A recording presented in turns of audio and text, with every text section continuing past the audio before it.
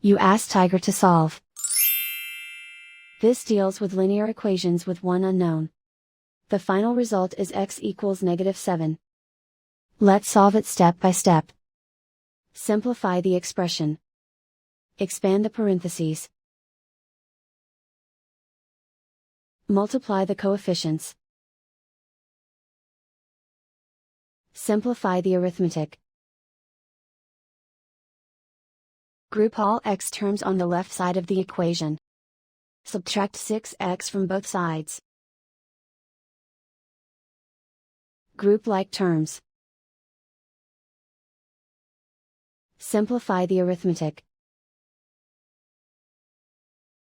Group like terms.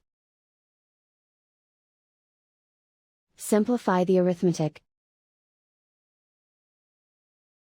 Group all constants on the right side of the equation. Add 16 to both sides. Simplify the arithmetic.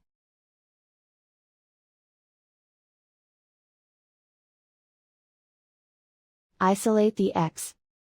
Divide both sides by -4. Cancel out the negatives. Simplify the fraction.